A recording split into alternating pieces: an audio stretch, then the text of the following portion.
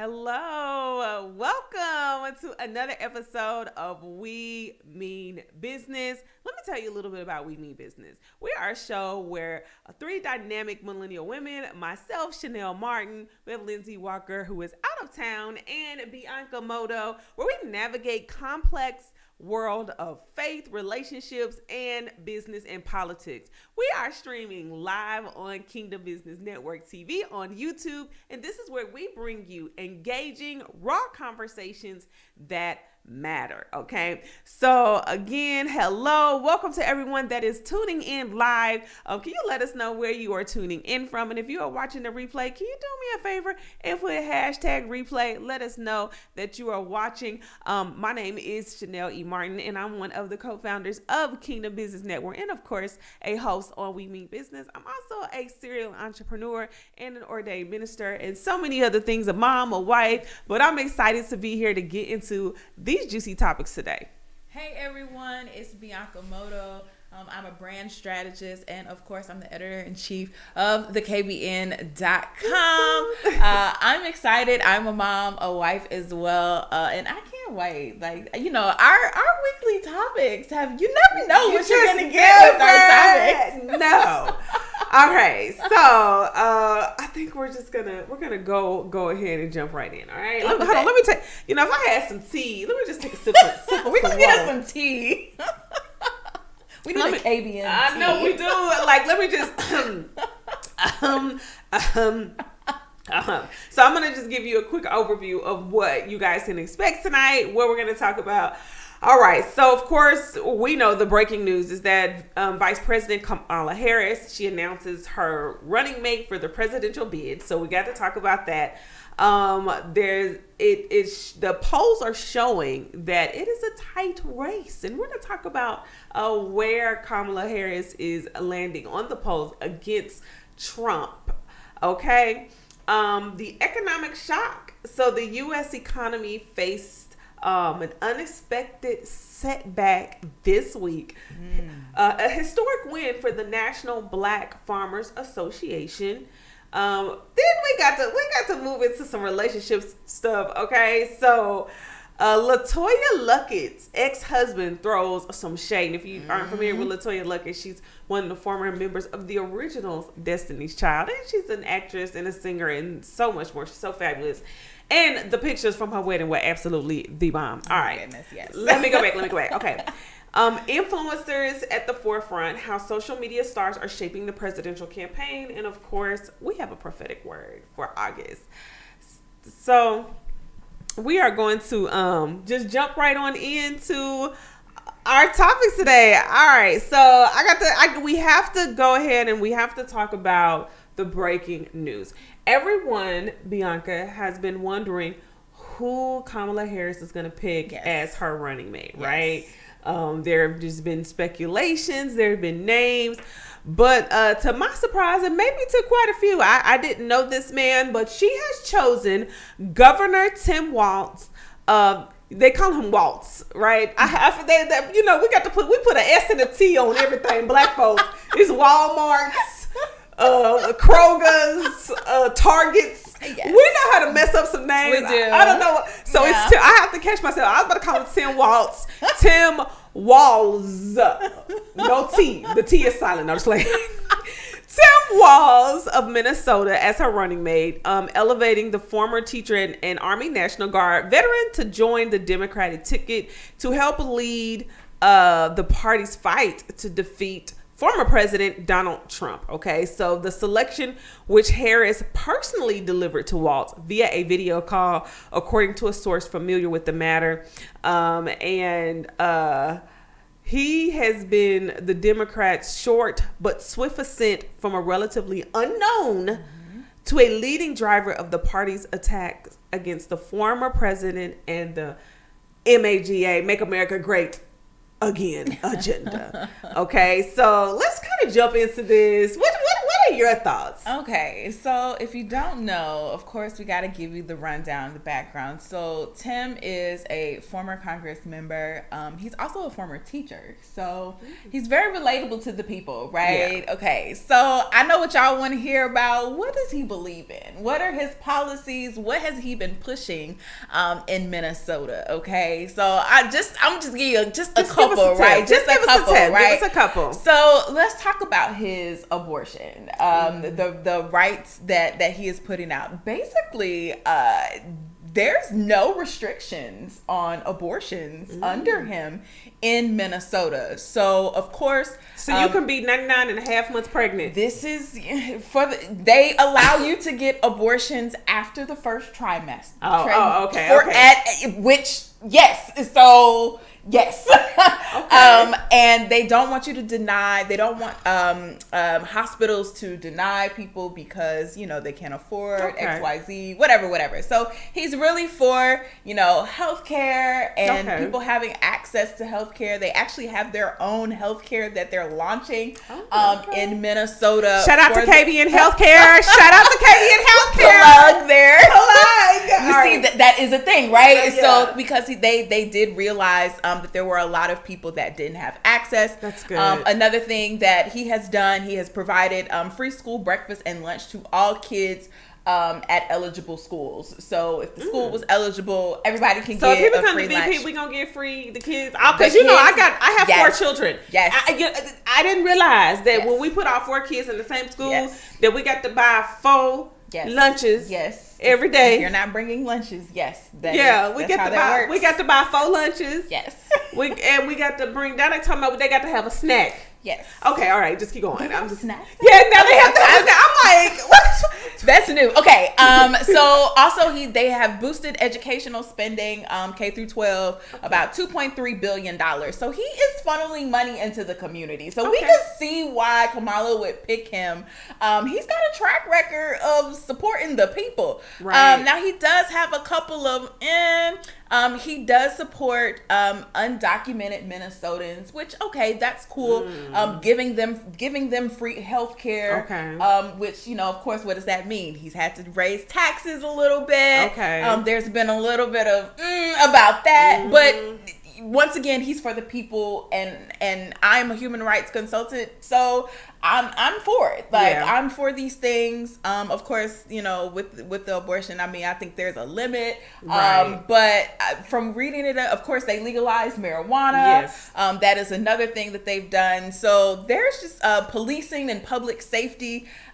They got rid of the no-knock warrant, so you can't just bust into people's houses without police cannot without knocking. Which I come from, my family is law enforcement background. I agree with that. I think that's we've seen all of the different things that have happened where police was climbing through windows and all kind of doing the most. So he did get rid of that. So we can see why he's a choice for the people. I think that's what she's seeing in him. That's what she's seeing in him. I mean, from all the things that you just explained, I can understand why he would be a strong for the people a candidate. I can't wait to see some debates. I want to see where he falling short at, right? Like, of course, we all sound good on paper, right? But I'm interested to see what opposition is going to come his way. Not that I'm praying for it or anything, but I'm just interested to see how it's going to turn. But so far, he sounds pretty legit. He sounds legit to me, and so we'll see. I think we got a little bit more to talk about with Kamala.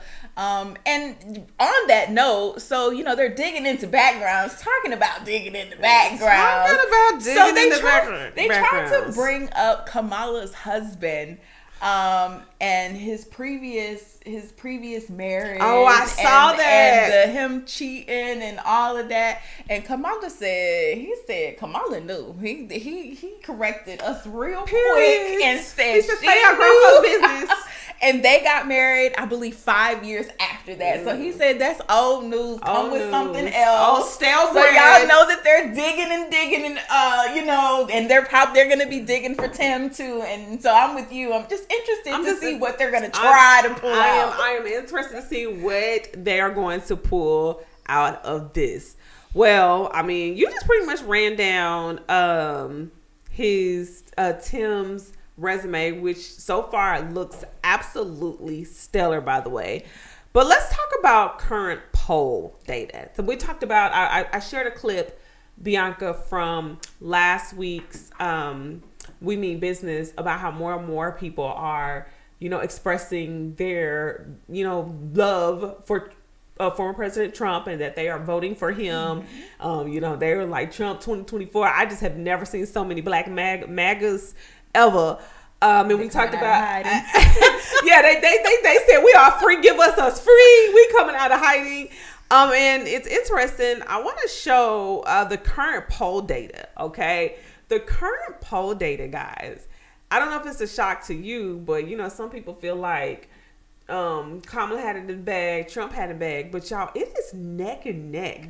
This is going to be an extremely tight race. As you can see right now, Kamala only has about a 2.5% lead. That is such a slim margin. It is, and I think what's gonna happen and what is happening is, one, they brought Tim and Kamala out of nowhere. Okay. Okay. And so now we've got to figure out, okay, what has she done? Which we've got the list, right, of the things that she's done. But what is it that she wants to do for the people? I think that's what we're waiting for. That's what everyone's waiting for, right? And that's what it is. And so, it's probably neck and neck. But once we kind of get more clarity, and then right now, Trump I don't think he really knows. Like, he's all over the place. I'm going to be real with you. He's kind of all over the place. I've been watching. Can I say something? I'm gonna be real. I don't think there's anything former President Trump can do to sway people's votes. I really don't. I think I think the votes is for Trump are for Trump 10 toes deep, head down. That man can go and shoot the Dalai Lama and I don't know, blow up Oprah Winfrey house or something. You know what I mean? Like, they're gonna be I really do. I just feel like a lot of Trump supporters, they are either just, they don't care about his behavior. They think it's all a show. Or they're just really pro-Republican. They are party driven and they are just like, I don't care who is in the house, who is in office. I'm voting Republican. I don't care. They could have put Bozo the Clown as the presidential. Literally. They could have put Bozo the Clown as the presidential candidate, and some are just like, I don't care about the president. The president is a figurehead. We want to make sure that our laws and the things that we care about are getting passed through. And I think the Democrats, they're more so concerned about overall totalities. But I just feel like, I don't know. I don't know what former President Trump could actually do to sway. And I'm going to tell you where this is the thing. And both sides have been twisting this notion. Everyone is saying that they live their best lives when former President Trump was in office.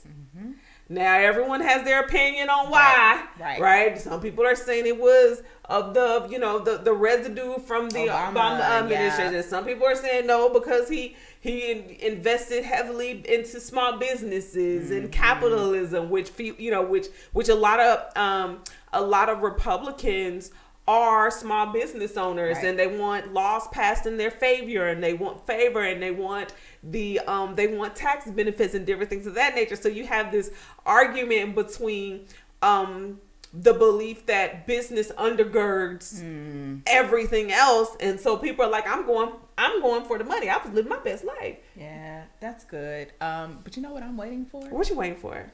When is the debate? I know. When is the debate coming? There's been opportunities, missed opportunities, and that's what I'm waiting on. That's what you're waiting for? Glued to the TV. When I get to see. I read somewhere that President Trump said that Kamala won't debate him. That she's running from debates and she won't do any interviews. Interesting. That's what he's saying. He's saying that she's scared of the camera. I don't think she's scared. I mean, now granted, y'all, she does have a job, okay? She does have a black job. Maybe we should call up Trump and let him know that she does have a black job. She gotta go to president. She's busy. She's busy. I think she is legit busy, and there are a lot of global things going on that's probably keeping her busy as well. But Trump said she ain't doing nothing. But I want to see the debate. We want to see the debate. And I think it's going to come, and I think it is going to be one for the history books. So, okay, since we're still on politics, we have to talk about how the economy has taken a major hit, okay? So, the Dow dropped over 1,000, and Japanese stocks suffered the worst crash since 1987 on the U.S. and the U.S. economy, okay, is fearing that it's in part because traders are wondering if the damage has been so severe that the Federal Reserve will have to cut interest rates in an emergency meeting before its next scheduled decision September 18th. And so the yield on the 2-year Treasury, which closely tracks expectations for the Fed, fell 3.79% from 3.88% late Friday and 5%.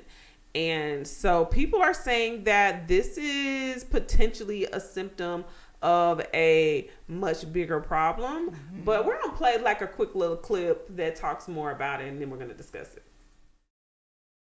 She's set to open up sharply lower, extending Friday's sell-off. That was sparked by the weaker-than-expected jobs report, raising worries the economy may be headed for a recession, and the Fed could have waited too long to start cutting interest rates. The Dow dropping more than 600 points on Friday, its worst day since May. The S&P had its worst week since April. The selling spreading to Asia overnight. Japan's Nikkei index tumbling 12%, its worst day since the stock market crashed back in October of '87. European markets are also red across the board. Half of credit card holders are carrying debt month to month, the highest figure in more than 4 years. A new Bankrate survey finds 60% of those with credit card debt have been in that state for at least a year. More than a third say inflation has been made worse, made their burden worse, while a third. Now, I've been reading some comments, and you already know, folks. It's like, we didn't have these problems. I'm just saying that is, there's so many factors that go into, the economy and the crash, but I'm anticipating things kind of settling out a little bit, even if it's just temporarily after we know who's going to be the president. Absolutely. I think it's after. After we know who the president is going to be. Oh my goodness. There's so much going on in the world. But as soon as I heard this, it made me think of your prophetic word on the KBN. It's just what you've just been talking about. What you're seeing, what you saw is coming. And I feel like the signs just keep lining up. Like, are you prepared? That's all I keep hearing. Are you prepared for a crash? Because even though these things are happening, and it's in other countries, we saw them. They were in Venezuela. They were like burning money. Money was worthless at that point. It's insane. Yeah. You guys imagine that happening. Are you ready for that to happen in the United States? I've been thinking about that in. One of the things that I've been praying about, I was like, okay, God, because, we know Joseph has been a model and a principle for us to follow during, times of famine, and just his whole strategy. And I believe we are in Joseph times. Okay. So I was like, okay, God, well, what happened after they saved all this, they had all of this grain, all of this food that they stored. Okay. And what happened was there was a wealth transfer where the people who had the money, they came and bought the resources. So I believe you're going to have two types of people. You're going to have people who have a lot of money, and then you're going to have people who have the resources. But then we find out towards the part of the 7 years of famine that even money wasn't enough. And the people ran out of money, Bianca. So then they started selling their livestock. Then they became slaves. And so I was talking to my husband. I was like, well, what do you do? Everybody wants money, but what happens when nobody wants money? When nobody cares about your money. Ooh. So then what's going to be valuable then? That's what it got me thinking about. That's something that's kind of on my spirit, like, because I was talking to my husband. We were looking at, y'all don't judge me because, I'm rich in my head. I was looking at this $5 million penthouse.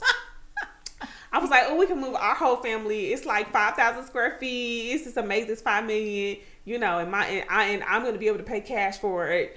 I was looking at it.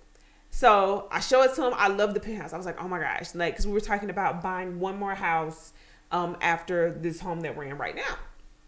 And no sooner than I said that, it was like Holy Spirit said, no, you can't be up that high on the ground. Yep. I was just, that's what he said. He said, you can't. He told me, he said, no, I just heard you that. can't. You can't be that you can. Yep. He said, you need to be somewhere where you have greenery, land where you can grow your food, where you can farm. I was like, you need a farm. Yeah. So and then what if the electricity goes out? Like, you don't want to be stuck on the 50th floor. And so I got him, I was like, oh, we can't do it no more. But I think that's the mindset. So not from a place of fear, but from a place of awareness, and right? being prepared. And being prepared. That's what. Ooh, that's good. Right. Yeah. I wonder how you guys are preparing, and don't be afraid, because what I do believe, someone wrote a Facebook status a while ago, and I commented on it. They were like, they felt a little frustrated because they're saying, oh, all these prophetic people are talking about stock up, get all this stuff, and what about the people who can't?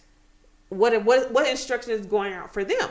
And I responded, I said, well, those who can should, and those who can't will be taken care of. That part.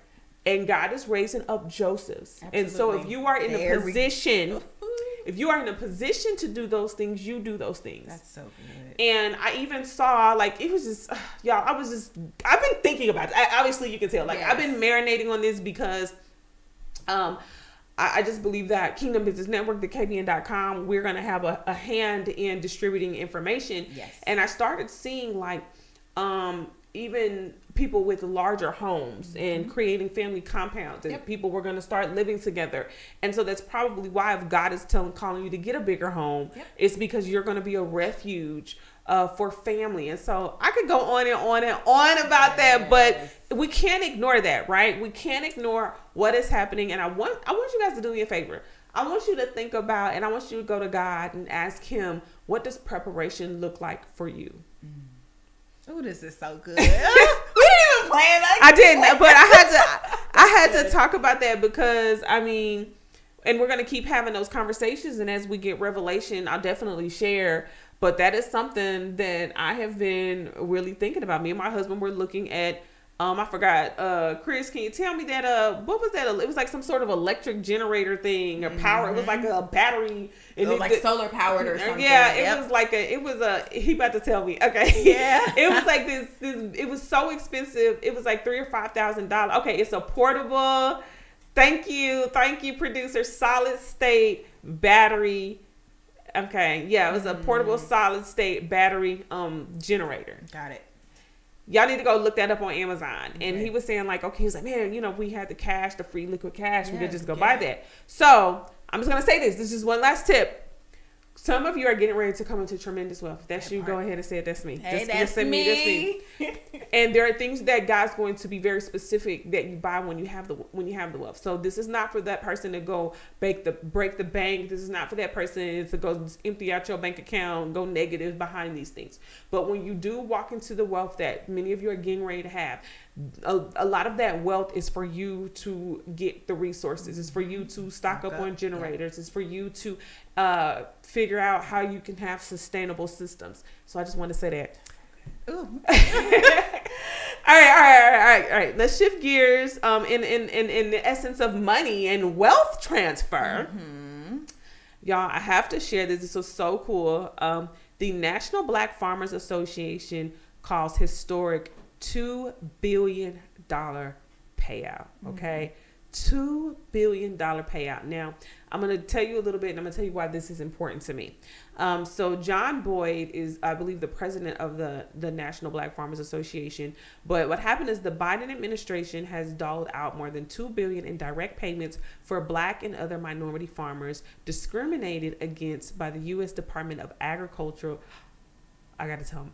Mama, if you watching, that was the dream, okay? The U.S. Department of Agriculture, the president announced last week more than 2,300 farmers were approved for payouts ranging from $10,000 to $500,000, according to the USDA. Another 20,000 who plan to start a farm but did not receive a USDA loan received between $3,500 and $6,000.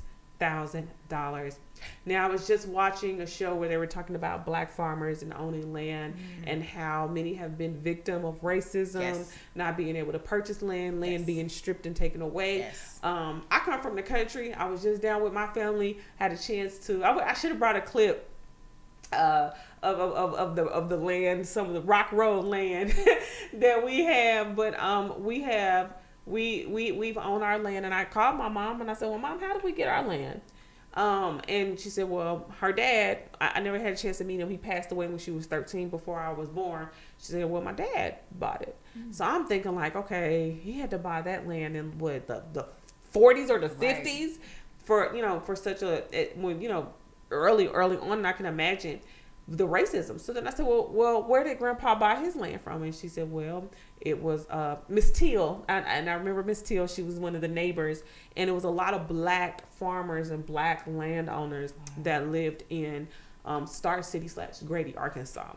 And I was asking my mom, well, I wonder, I wish, now that I'm hearing about it, I'm like, man, I wish I could talk to her to figure out, like, well, where did she get her land? And a lot of, when we went through our history, a lot of our family settled in the deep country. I'm talking about you got to take a rock road and drive your car dusty because that's where the land was. That's where they were able to settle. I know that my grandfather built the house, my grandmother's former house, with his own hands. So that was important. Land ownership was important. And so this payout is probably not even a fraction of what is due. Chris, can you put up the picture of John Boyd so you can see who we're talking about? And the black farmer. Look at the black farmer. This is good. And I've been seeing a lot of black farmers lately. There's one over where I stay in South Side of Atlanta that he's been building up. I saw his billboard coming up. I was like, oh, look. Just imagine the money and the resources that they can use that money for, just like thinking about the billboard, right? And being able to, what you just said before, the Josephs, being able to provide food, not just for their families, but they're selling that. Remember, you just talked about that exchange when money is not available. When money is worthless. When money is worthless, what's going to happen? What are we going to exchange? So I am just literally seeing the farmers with the chicken eggs and the cows and exactly. And it makes me think about, me and my husband, we are post-apocalyptic show watchers. I don't know. In my brain, I'm like secretly preparing. I'm like watching Walking Dead. Like, I'm gonna survive. Not gonna be me. Let me tell you. I'm over here like plotting. Like, okay, if the world come crashing to an end, where we going? What we doing? How we gonna survive? But we're not saying that the world is going to come to an end, but I do believe that we are about to experience something similar to like a Great Depression in modern day times. And with all of the advances in technology, we should all be aiming to be prepared. We should all be prepared. That's funny. You want to know just a quick funny story? What? I just told my husband, I was like, I didn't marry you for what you do now. I married you for if we ever hit apocalyptic. He was a Boy Scout growing up, so I know that he gonna know how to do all the things. Yep. He gonna be able to start random cars and all of the stuff. So that's funny. That is funny. Yeah, we already have a place. I told Chris, I said, if we got to get up out of here, we're going to Mama and Papa house. Like we go where they got bars on their house. They got deep freezers full of food and plenty of guns.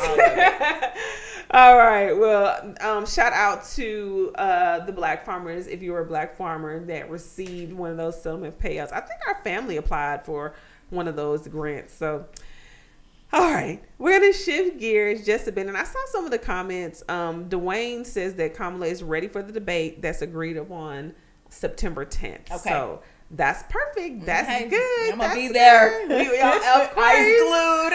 eyes glued. We gonna be there. Okay, so I want to shift to relationship. Now, you know we always got to throw a little relationship dagger in there. Okay, so y'all, LeToya Luckett. If you're not familiar with LeToya Luckett, she is a former member of the original Destiny's Child, along with Beyonce, Kelly, LaTavia, and LeToya. Okay, since then she has created her own dynasty. She's an actress. She's a singer still, and she's just all around fabulous. Well, she recently got married. Okay, this is her third marriage. Well, yeah, let's talk about that. Hold on. Let's throw it. Her second husband, her second ex-husband, shades her. Let's play a clip if we can find that clip of LeToya Luckett's husband. What he felt like he had to say. All right.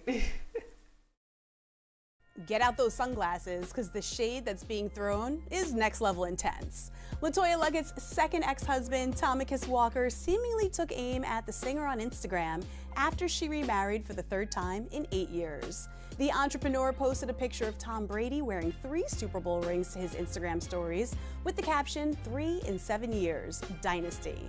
Leave it to fans to rip him apart in the comment section. What one man won't, another will, wrote one user. I remember seeing him at a pool party while he was married, and let's just say, I'm glad she moved on. She deserves a loyal and genuine partner, added another, with a third saying the Bitter Baby Dad Association has added another member. LeToya announced that she married to Leo Coles on July 27th with a photo of the nuptials on the cover of Essence magazine. The former Destiny's Child singer tied the knot in Houston, Texas, and it featured nearly 200 guests, including Tina Knowles, former Destiny's Child member LaTavia Robertson, and Houston rapper Bun B. The Say My Name singer and Walker wed in December of 2017 and had 2 children, and in January... The bitter baby daddy. They said the bitter baby daddy. Woo-wee! Okay, so let me know y'all's thoughts about that. She's on her third husband. And shout her out, because some people will get there and they'll quit. Okay, so let's talk about this. How soon is too soon to remarry, right? Yeah. Like, you know, he said 3 times in 8 years. She's just out here just, you know. Now, okay. I don't know how long it's been between the last marriage and this marriage. But it ain't been that long, because I mean, it's been at least a year. So I'm gonna say at least a year that you've healed. But here's my thing. Sir, okay, you were cheating. Let's just the actual factual is you were cheating, and she moved on and she upgraded, baby. She upgraded. She upgraded, and you could just see, I'm with you, like, bitter. Of course you're bitter, because they never want you to be happy, never see you happy that you've moved on, that you found somebody else that actually loves you the way that they should have loved you in the first place. They never want to see that. He just sounds like a straight up hater. Now I do. Okay, so it's like twofold. It's like, I mean, of course, you know, a woman doesn't need to stay in a marriage that she's being abused, she's being cheated on.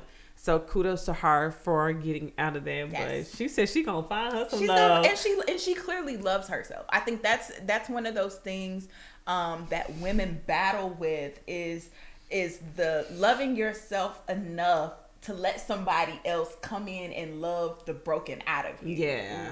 Love that broken out of you. And this is her shit. Like, I'm just glad she didn't quit, because I am all for the girlies that are like, if God said that I am supposed to be loved well and I'm not being loved well here, then I'm going to believe God that I'm going to, like, he's going to forgive me for this. And, you know, forgive me for the divorce. And then he's going to reposition me to be loved properly. And I think that's what she's getting. But I also think that it goes to a bigger picture. Like, we got to pick better, too. Oh, absolutely. Like, we got to pick better. Absolutely. And we cannot, and I'm not saying this is with her, because I don't know her personally. Right. But just in general, at some point, you know, we got to evaluate. Okay, we on our third. Is this third time going to be a charm? Right. Like, what did we learn? Right. And not rushing into, you know, what it is. Because I'm sure with her first marriage, right, she was just probably trying to get out of that. And it was like, okay, I'm gonna do something different. Yeah. Now we do know that men can be women and men, but men can be deceptive in who they are, and maybe when he got to the marriage, he was, turned something else. And then we also don't know, what it's like dating a celebrity woman, and the caliber of LeToya Luckett. Like, I'm sure he was like, oh wait, I wasn't expecting you to be winning in this season while you were with me. I was expecting you to be, be home, but he's out in these streets. So kudos to her. I think this is great. I'm for it. And I'm with you. You got to pick better. But if she's feeling the love, like, I don't know, what y'all think? Like, is it? I think it's both. I think, baby, I just prayed. Look, we not like we're not in 2 years. We seeing a fourth marriage, right? That we got another ex-husband. We don't want to add him to the ex-husband list, okay? Look, let me not judge nobody, but I do think that people do rush in. And then making sure that it is from a perspective of finding compatibility and not being afraid of being alone, right? Not rushing into that. I don't know her that well, so like I said, but I think a lot of women, we are taught to define our worth by being married, by being connected to someone. So my prayer for her is that, she's healed and that this the one that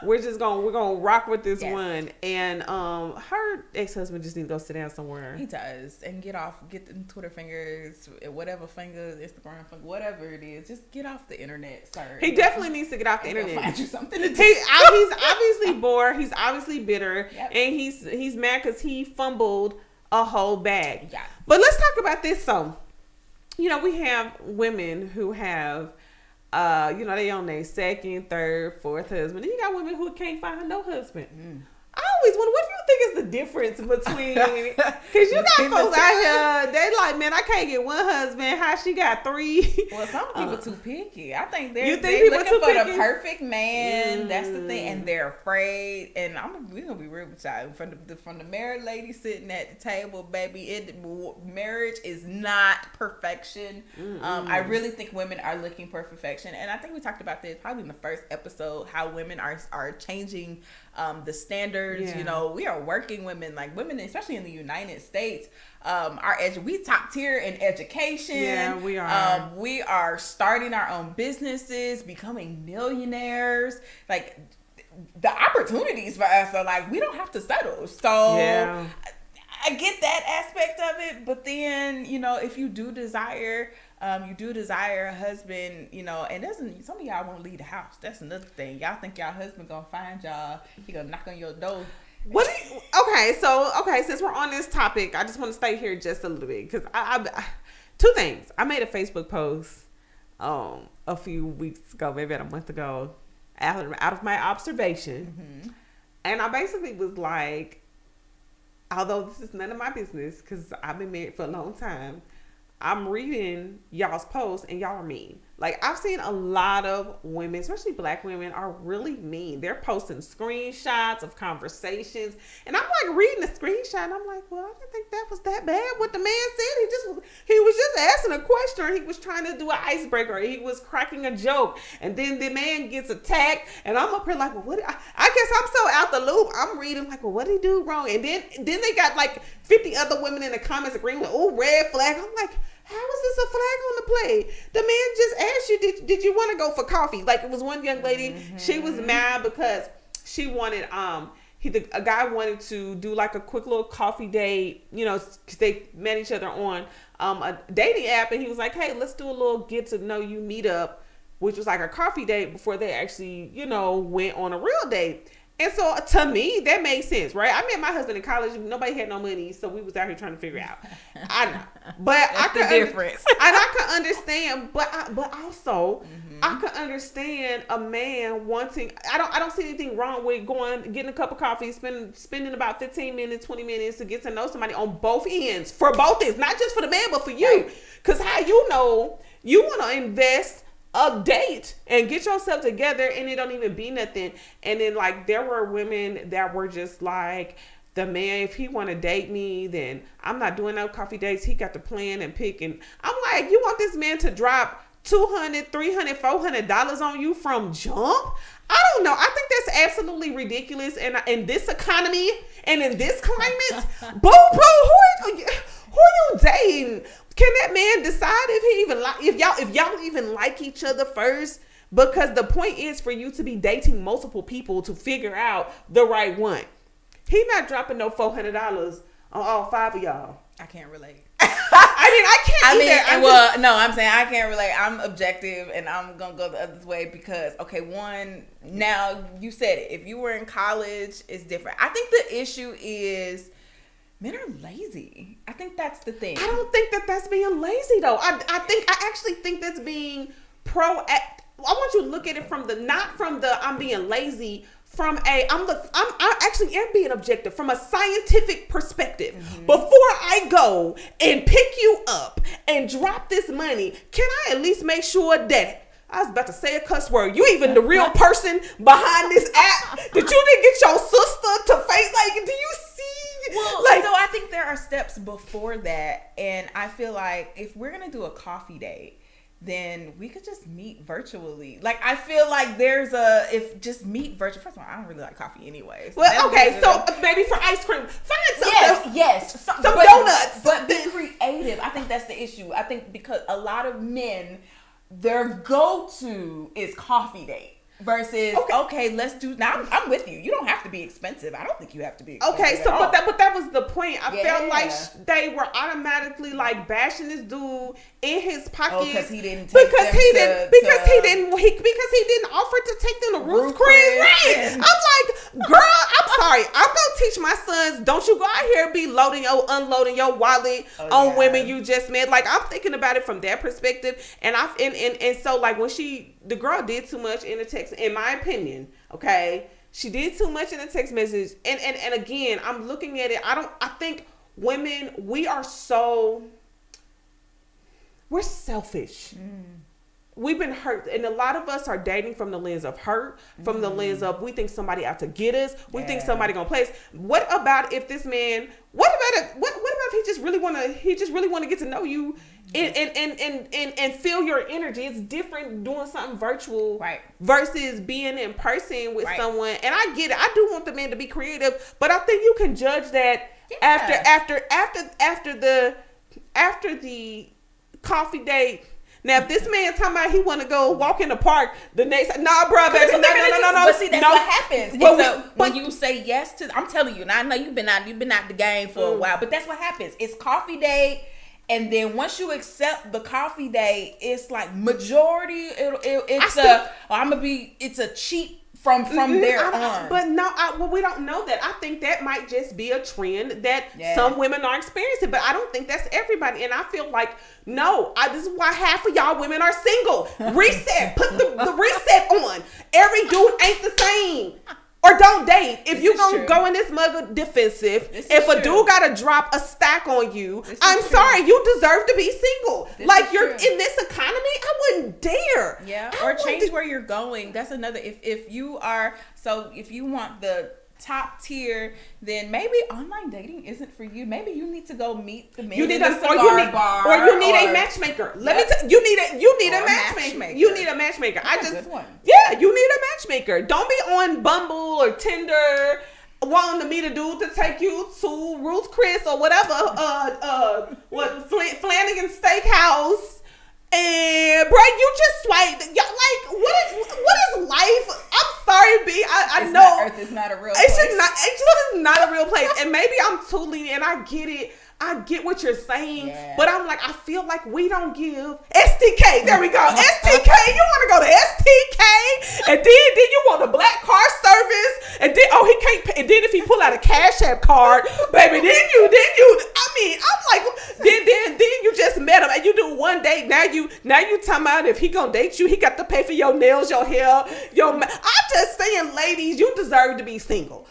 Straight up. You deserve to be single. You deserve to be. You too expensive, baby. You and your friends need to date each other. Y'all can pool y'all money together. Y'all can like, cause what you want a daddy. You want a sponsor. You don't want a man. If you're that, and if you're that, I just feel like Sorry, if you're I'm that passionate caliber of woman, I just feel like there's just certain places you be dating. Like you wouldn't even be doing that in the first place. That's just how I feel. Like I think you're gonna attract. Once again, I can't relate because it is. I have gone on dates and I didn't ask for. But you know what though? How long ago was that? We're talking about in the year 2024 when interest rates are 7%, when a carton of eggs is $5. Right. When $20 is the standard price at McDonald's for like. Right. Yeah, maybe in price when the cost in the economy wasn't so high. I feel like we got caviar taste and we don't live in reality. And then all these dudes that they're chasing that have all this money, maybe they're probably thinking about spending it a little wise, and they don't know you like that, boo. They don't know you. They don't know you. So I get it. And I understand that you are wine and dine, and I do believe that there are men doing that, but I also believe that it is within that man's full rights to be selective. Absolutely. And there are things that come. So let me say this. Now here's and it goes back to the first thing that you said. I'm also not a mean woman. So, how are you coming off to these men? I'm telling you. And how is your demeanor? They're rolling mean. Your eyes. They're mean. They're mean. How is your conversation? Okay, so let's put it like this, right? So let's say, look, I'm going to go back because that thing just sent me somewhere. I just was like, what? Okay, so let's say the man texts you meet him, and look, this is all hypothetical. I'm just saying. You meet him or whatever, and he's like, hey, I want to do, like a little meet and greet just to see how we vibe or whatever. First of all, you probably ain't doing that because you single. Let's, you need to get out of the house. All right, sorry. I had to throw that out there because, child, you need to get out the house. All right. Anyways, so let's say he say, you know what, we're gonna meet at Starbucks, grab a bite to eat, and chat. All right, cool.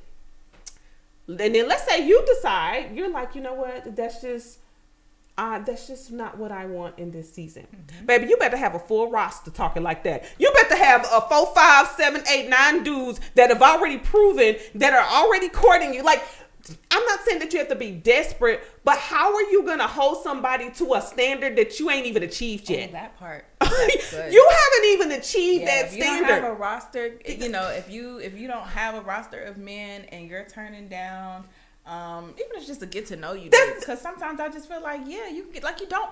First of all, you don't have to be in a relationship with every man that you go on a date with. Like, that's what I'm trying to say. Go have a good time. What if he could be a good time? What if it could just get you out the house? Yes. So okay, so let's just say you are that person, and you're like, I would prefer, my time is so limited because I'm at my black job, and I have so much going on.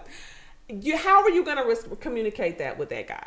What are you willing to say? Like, are you willing to say in a nice way? Because what I'm seeing is they're not coming back saying, they're like, no, I'm good. Going off on making this man feel inferior, right? Mm-hmm. Demoralizing him. I feel like the woman could come back and just say, honestly, I'm busy, and I prefer that. I prefer for us to have an actual date so I can give you more time and plan my schedule. Like, there we go. Like, you see what I'm saying? Feminine. I love that. Yes, that's what I would do. She give me all the sauce. So I can spend more time with you. Like, put it back in the man's court and see how he responds. I love that. I absolutely love that. And the man that if he sees you as worthy, because of course like I said, they're gonna try it, and if he feels it, he might be like, okay, cool. I really like her. She was really nice about it. Let me try something different. You know what? Just like women, females been burnt, the men been burnt. They too. have. I think we forget about the man's feelings. Absolutely. I have family. I have cousins. I got brothers. Like, exactly. I already know. So I feel like everybody trying to test each other out. It's folks. Let me tell you something. When the economy start getting bad, folks start using folks for money, using folks for food, using folks to put gas in their car. Like, no, everybody just need to go get a job Get or a go job. sell something, go do something instead of finding random men or women on social media to pay for your whole life. Pay your life. Okay, my rant is over. Thank you, We Mean Business, for giving me a platform to get your rant out. to get this off my chest. You know what grinds my gears? It does. This grinds my gears because I'm in these conversations. Yes. I'm watching. I'm not saying my marriage is perfect. I'm not saying that I am I even know what's out there. But I do know that in my little bit of time of dating, I was a very desirable woman because I was nice. Right. I think that was the main thing. Absolutely. I was very nice. I was gentle. I was feminine. I wasn't defensive. I was supportive. And those things cost nothing. They cost nothing. They cost nothing. They cost nothing. That was good. Okay, let's move on. You know, that's our little our relationship segment. We always gotta have that one. Always gotta have it because my God. Shout out to all the single women. I love y'all. Let me just wrap it up. Let me just give you some points. Go outside, okay? Go outside. He not gonna teleport inside your house, and if he did, baby, you better rebuke the devil. Run. You better run. If the man just teleported inside your house, run quickly, okay? Number two, think about the caliber of man you want, right? And the economy sucks, and people are stressed, just like you stress. Some of you, I'm not going to speak that on you, but just like some of you are in intense levels of warfare right now with life and business, so is that man that you are dating. And everyone's trying to find the way. So have some empathy, okay? Have some empathy on these men, but don't accept the bare minimum, but have some empathy. And baby, you on Tinder expecting STK and you gonna Ruth's get Chris. I'm sorry. The man, you just met him. Like, he didn't swipe right, I think, or left, whichever one. He didn't match with about 20 of y'all. Yes. Baby, you hire a matchmaker. They're gonna deliver you high quality men. All right, that's Chanel's unuseful dating advice. Not the soft skills. We have to remind, because social media will have social media and past trauma has, especially Black women, so hurt and defensive. Yes. And on the offense and carrying offense for so many things. Like, I even have to catch myself, like, oh, Chanel, you getting offended. Like, I have to catch myself and center myself and be like, Chanel, no, chill out. What's the heart posture? Yeah, what's my heart posture? Yeah. And I have to consistently correct myself because life is offensive. And if you're carrying that energy in your phone calls with men, I promise you are, because I know some single people, and I done read folks' text messages, and I looked at some, I'm like, your energy is off right now. Like, don't talk to that man if you're stressed out. Just tell him you hit him back in the morning or something. You know, like little things like that. Okay. We got 8 minutes, and I got to get through this. So we're on the entertainment and sports. And I don't know if you guys are familiar, but with social media influencer Kai Cenat, okay? Can you put a picture of him up so you guys can see him? I actually found out about him through my husband. He is a very popular streamer, and he has huge following. Like, I think, Chris, was he the one that tried to give out them Xboxes in the New York Times Square, and he got arrested, and it was like crazy because he caused like riots and stuff. So he's just super influential. And so they were talks with potentially having him interview Kamala because I believe recently former President Trump appeared on another well-known influencer. Okay, and so, y'all, this little boy, I don't even know if he's a little boy. He seemed little to me. But let me tell you this is what he said. I'm going to try to do the best I can because it was a hot mess. He said, Kai Cenat claims Kamala Harris' Secret Service are attempting to contact him. And this is what he got on camera and said, I've got the effing Secret Service calling me 5 times N-word. I don't know GD-ish about politics, my ninja. I don't know nothing, he exclaims. I had a bad B that I've been trying to get on for like the last 2 years that I haven't spoken to like a year. I haven't spoken to this girl in GD long who had the audacity to text me, we need you a part of the campaign. You see what that sounds like? Ooh. I want to have a really brief conversation about the role of influencers. Yes.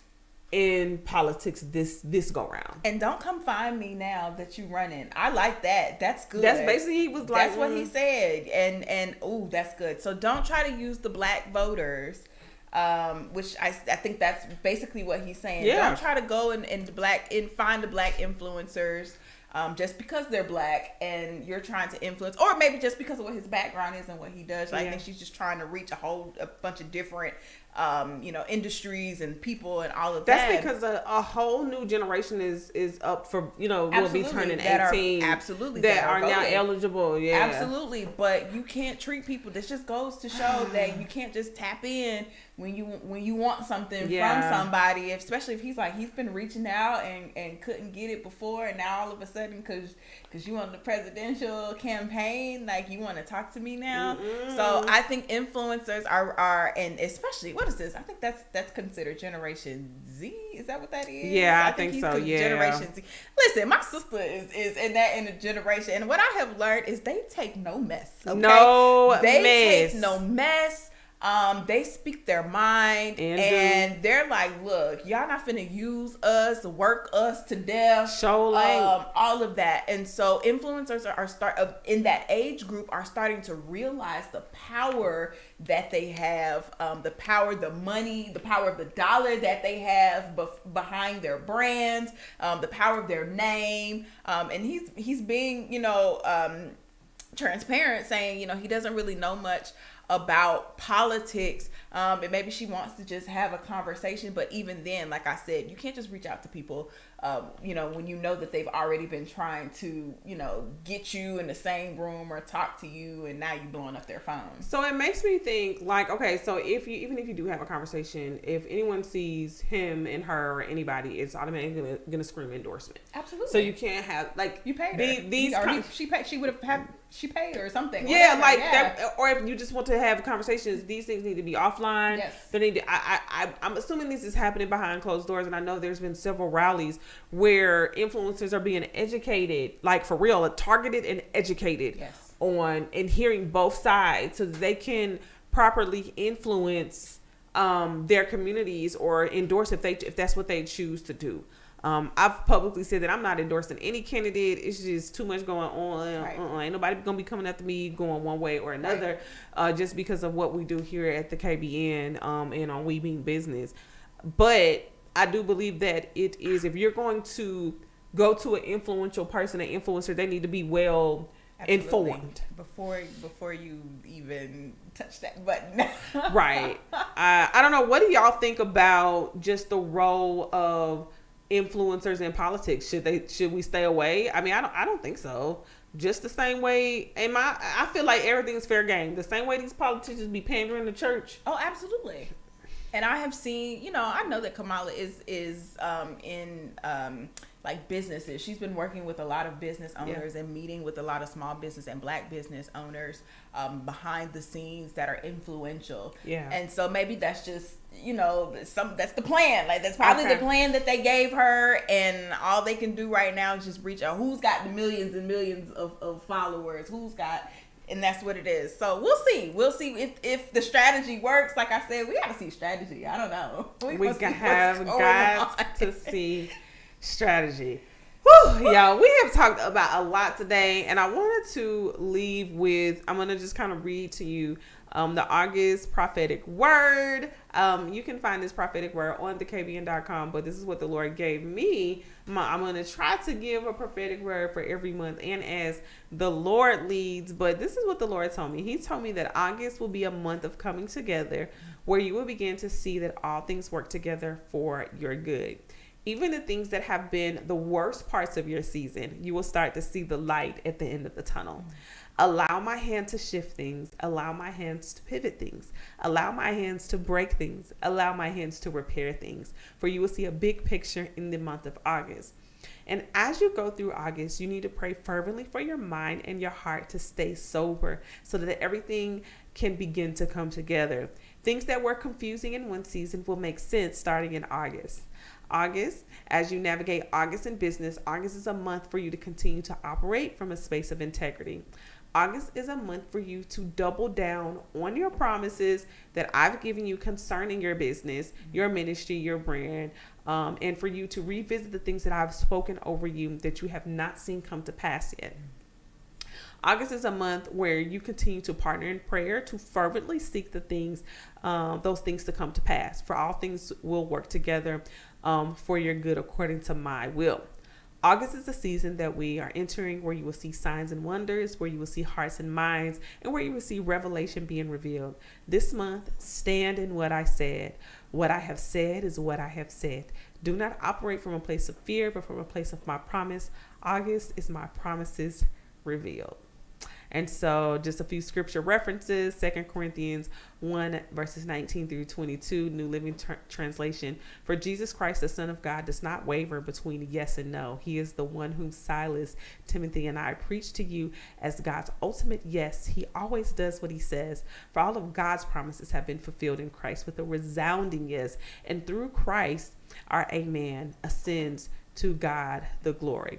It is God who enables us along with you to stand firm in Christ. He has commissioned us and he has identified us as his own by placing Holy Spirit in our hearts as the first installment that guarantees everything he has promised. And so I wanted to read that prophetic word for the month of August. You can read it, the transcript on the kvn.com.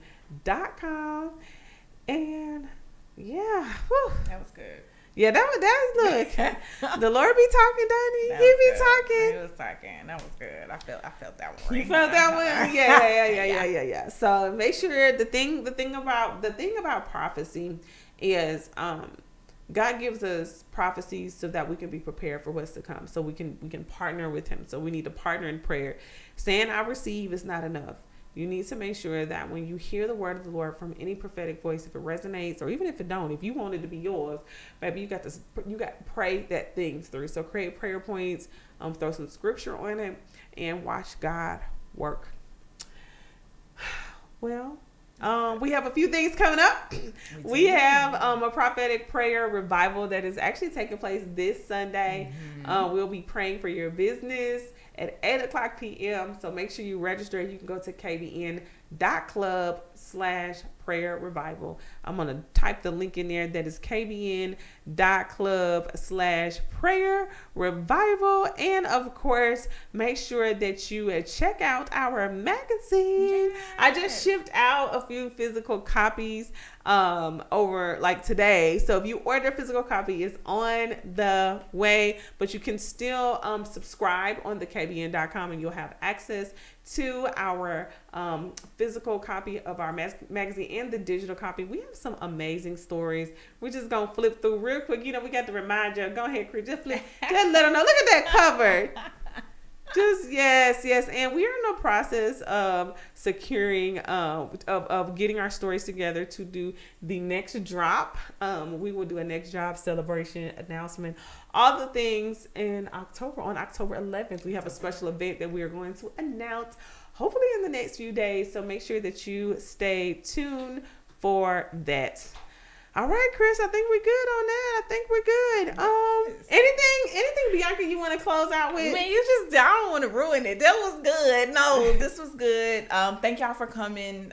We'll be back next Wednesday, 9:30 p.m. Eastern Standard Time. If it's some topics that you want us to talk about, y'all know where to find us. Yes. Just send them to us. Yeah, DM us. You can DM us on Instagram. Slide it our way. Comment on this. We'd be happy to talk about anything. Everything is on the table, on the white table. On the right table. All right. Thank you so much for joining us on We Mean Business, and we'll see you next week at 9:30 p.m. Eastern Standard Time. Have a great day. Bye.